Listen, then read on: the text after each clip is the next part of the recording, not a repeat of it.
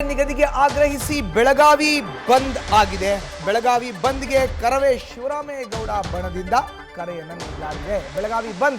ಬೆಳಗಾವಿ ಜಿಲ್ಲೆ ಅತ್ಯಂತ ದೊಡ್ಡ ಜಿಲ್ಲೆ. ಅಲ್ಲಿ ಕಬ್ಬು ಬೆಳೆಗಾರರ ಸಂಖ್ಯೆ ಕೂಡ ದೊಡ್ಡ ಪ್ರಮಾಣದಲ್ಲಿ ಇದೆ. ಸಾಕಷ್ಟು ಸಕ್ಕರೆ ಕಾರ್ಖಾನೆಗಳಿದೆ. ಹೀಗಾಗಿ ವಿವಿಧ ಕನ್ನಡ ಪರ ಸಂಘಟನೆಗಳಿಂದ ಬೆಳಗಾವಿ ಬಂದ್ಗೆ ಕರೆಯನ್ನು ನೀಡಲಾಗಿದೆ. ಕರವೇ ಶಿವರಾಮೇಗೌಡ ಬಣದಿಂದ ಕರೆಯನ್ನು ನೀಡಲಾಗಿತ್ತು. ರೈತರ ಪ್ರತಿಭಟನೆಗೆ ವಿವಿಧ ಕನ್ನಡ ಪರ ಸಂಘಟನೆಗಳು ಕೂಡ ಸಾಥನ್ನು ಕೊಟ್ಟಿದೆ.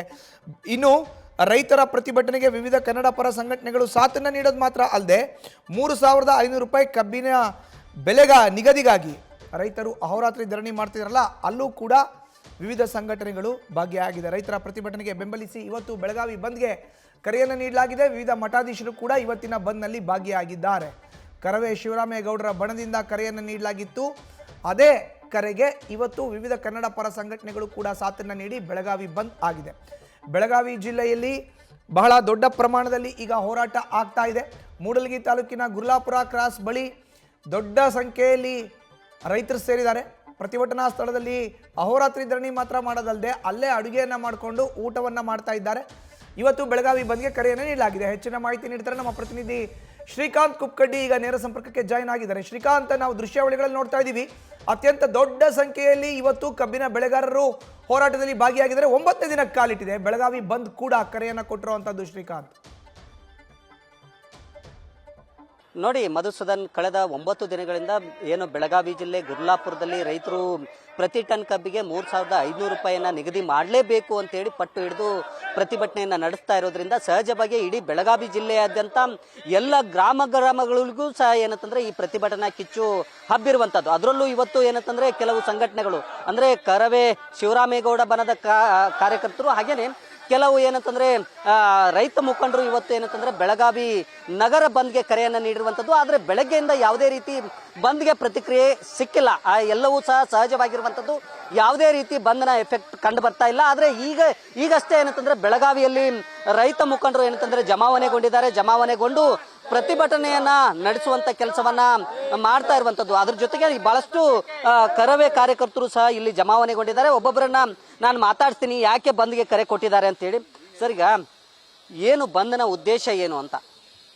ಸರ್, ಈಗ ಬಂದ ಉದ್ದೇಶ ಏನಪ್ಪಾ ಅಂದ್ರೆ ತಾವು ಮಾಧ್ಯಮದವ್ರು ಇವತ್ತು ಇಡೀ ದೇಶಕ್ಕೆ ತೋರಿಸುವಂತ ಕೆಲಸ ಮಾಡಿದಿರಿ. ರೈತನನ್ನು ಕಳೆದ ತಿಂಗಳಿಂದ ಬೀದಿಯಲ್ಲಿ ಅಲ್ಲಾಡಿಸುವಂತ ಕೆಲಸ ಇವತ್ತು ರಾಜ್ಯ ಸರ್ಕಾರ ಮಾಡ್ತಾರೋ. ಮತ್ತೆ ಎಲ್ಲರೂ ಉಡಾಪಿ ಉತ್ತರ ಕೊಡ್ತಾ ಇದ್ದಾರೆ.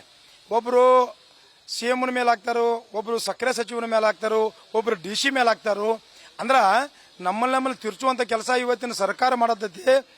ಮಹಾರಾಷ್ಟ್ರ ಮಾದರಿ ಒಳಗೆ ಬಿಲ್ ಕೊಡಂತೇಳಿ ತಿಂಗಳಿಂದ ನಾವು ಪದೇ ಹೋರಾಟ ಮಾಡತ್ತು. ಆಲ್ರೆಡಿ ಮಹಾರಾಷ್ಟ್ರದಾಗ 3,400, 3,450, 500 ತನಕ ಬಿಲ್ ಘೋಷಣೆ ಮಾಡ್ಯಾರ. ದೇಶದಾಗ ಕಾನೂನು ಮಾತ್ರ ಒಂದೇ ಐತಿ. ಆದ್ರೆ ರಾಜ್ಯದಾಗ ಮಾತ್ರ ಕಬ್ಬಿನ ಬಿಲ್ ಮಾತ್ರ ನಮ್ಮ ರಾಜ್ಯದಾಗ ಶೋಷಣೆ ಮಾಡ್ತಾ ಇದ್ದಾರೆ. DC ಅವ್ರು ಹೇಳ್ತಾರೋ 3,050 ರೂಪಾಯಿ ಕೊಡ್ತೀನಿ, 100 ಕೊಡ್ತೀನಿ, 3,200 ಕೊಡ್ತೀನಿ ಅಂತೇಳಿ ಅವ್ರು ಏನು ಹೇಳ್ತಾರಲ್ಲ ಅಷ್ಟು ಬಂದು DC ಅವ್ರು ಹೇಳುವಂತ ಕೆಲಸ ಮಾಡ್ತಾರೋ. ನಾವು ಯಾವ ಕಾರಣಕ್ಕೂ ಒಪ್ಪೋದಿಲ್ಲ. 3,500 ರೂಪಾಯಿ ಘೋಷಣೆ ಮಾಡದೇ ಹೋದ್ರೆ ಯಾವನು ಮಾತಾರ ಕೇಳಿ ಕೇಸಿಂದು ಏನಾರ ಅವ್ ಹೇಳ ನೀವು ಹೇಳ ಅಂದವ ಹೇಳ್ರ ಅವನ ಮನಿ ಮುಂದೆ ಧರಣಿ ಕುಂಡ್ರುವಂತ ಕೆಲಸ ರಾಜ್ಯದ ಜನತೆ ಮಾಡುವಂತ ಕೆಲಸ ಮಾಡ್ತೈತಿ. 3,500 ರೂಪಾಯಿ ಘೋಷಣೆ ಮಾಡಲೇಬೇಕು. ಇವತ್ತು ಸಂಪೂರ್ಣ ಬೆಳಗಾವ್ ಬೇಕಾದಾದ್ರೂ ಸಂಪೂರ್ಣ ಬೆಳಗಾವ್ ಬಂದ್ ಮಾಡೇ ಮಾಡ್ತೀವಿ ಅಂತ ಹೇಳಕ್ ಇವತ್ತು ಬಯಸ್ತೀನಿ ಸರ್. ನಾ ಈಗ ಶಿವರಾಮೇಗೌಡ ಬಣದ ಕಾರ್ಯಕರ್ತರು ನೀವು ಏನಂತಂದ್ರೆ ನಿನ್ನೆ ಒಂದಿಟ್ಟು ತಯಾರಿ ಆಗ್ಬೇಕಾಗಿತ್ತು. ಯಾಕಂತಂದ್ರೆ ಇದುವರೆಗೆ ಯಾವುದೇ ರೀತಿ ಬಂಧನ ಎಫೆಕ್ಟ್ ಕಂಡು ಬರ್ತಾ ಇಲ್ಲ. ಆದ್ರೆ ಈಗ ಮುಂದೆ ಏನಂತಂದ್ರೆ ಇವೆಲ್ಲ ಪ್ಲಾನ್ಗಳನ್ನ ಮಾಡ್ಕೊಂಡಿದ್ರಿ ಬಂದ್ಗಾಗಿ ಅಂತ? ನೋಡಿ, ಈಗಾಗಲೇ ನಾವು ಬಂದ್ ಕರೆಯನ್ನು ಕೊಟ್ಟಿದ್ವಿ.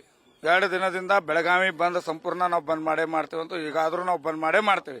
ಆದ್ರೂ ಕೂಡ ರಾಜ್ಯ ಸರ್ಕಾರ ಇವರಿಗೆ ಏನೋ ಒಂದು 2 ದಿನದಲ್ಲಿ ಟೈಮ್ ಕೊಟ್ಟಿದ್ದಾರಂತ. ಇವರು ಅದು ಹೆದ್ದಾರಿಯನ್ನು ಬಂದ್ ಮಾಡುದು ಅದನ್ನ ಏನು ವಾಪಸ್ ಪಡೆದಿದ್ದಾರೆ ಅಂತ. ಅವರು ವಾಪಸ್ ಪಡೆದಿದ್ರು ಕೂಡ ಕರ್ನಾಟಕ ರಕ್ಷಣಾ ವೇದಿಕೆ ನಿರಂತರವಾಗಿ ಬೆಳಗಾವಿ ಬಂದ್ ಕರೆಯನ್ನು ಕೊಟ್ಟಿದೆ. ಆ ಬಂದ್ ನಾವು ಬೆಳಗಾವಿಯಲ್ಲಿ ಮಾಡ್ತೇವೆ. ಇವತ್ತು ನಮ್ಮ 100 ಕಾರ್ಯಕರ್ತರು ಇನ್ನ ಬರ್ತಾ ಇದ್ದಾರೆ.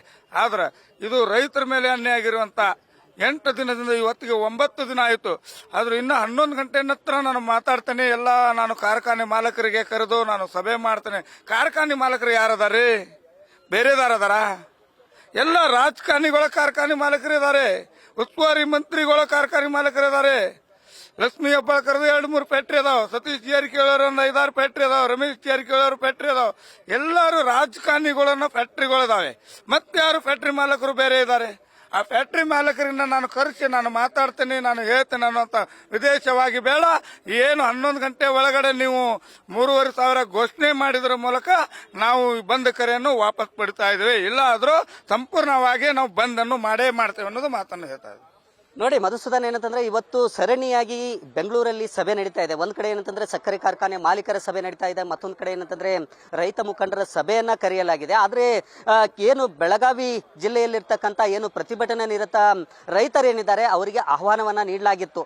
ಆದ್ರೆ ಯಾವುದೇ ಕಾರಣಕ್ಕೂ ಆ ಸಭೆಯಲ್ಲಿ ನಾವು ಪಾಲ್ಗೊಳ್ಳೋದಿಲ್ಲ, ನೀವು ಯಾವ ತೀರ್ಮಾನವನ್ನ ಪ್ರಕಟ ಮಾಡ್ತೀರಿ ಆ ತೀರ್ಮಾನ ನಮಗೆ ಸೂಕ್ತ ಅಂದ್ರೆ ನಾವು ಪ್ರತಿಭಟನೆಯನ್ನ ವಾಪಸ್ ಪಡಿತೀವಿ, ಇಲ್ಲದೆ ಇದ್ರೆ ನಮ್ಮ ಪ್ರತಿಭಟನೆ ಮುಂದುವರಿಯುತ್ತೆ ಅನ್ನೋ ಒಂದು ವಿಚಾರವನ್ನ ಸ್ಪಷ್ಟವಾಗಿ ಏನಂತಂದ್ರೆ ರಾಜ್ಯ ಸರ್ಕಾರಕ್ಕೆ ಇಲ್ಲಿನ ರೈತರು ಮುಟ್ಟಿಸಿದ್ದಾರೆ. ಆದ್ರೆ ಪ್ರಮುಖವಾಗಿ ಏನಂತಂದ್ರೆ ಬೆಳಗಾವಿ ಬಂದ್ ವಿಚಾರಕ್ಕೆ ಸಂಬಂಧಪಟ್ಟಂತೆ ಏನಂತಂದ್ರೆ 11 ಗಂಟೆವರೆಗೆ ನಾವು ಕಾಯ್ದು ನೋಡ್ತೀವಿ. 11 ಗಂಟೆವರೆಗಾಗಿ ಏನಾದ್ರೂ ರಾಜ್ಯ ಸರ್ಕಾರ ಒಂದು ನಿರ್ಧಾರವನ್ನ ಪ್ರಕಟ ಮಾಡದೇ ಇದ್ರೆ ನಾವು ಪ್ರತಿಭಟನೆಯನ್ನ ಮಾಡ್ತೀವಿ, ಬೆಳಗಾವಿ ಬಂದನ್ನ ಮಾಡೇ ಮಾಡ್ತೀವಿ ಅನ್ನೋ ಮಾತನ್ನ ಇಲ್ಲಿರ್ತಕ್ಕಂಥ ಪ್ರತಿಭಟನಾಕಾರರು ಹೇಳ್ತಾ ಇರುವಂತದ್ದು. ಮಧುಸೂದನ್.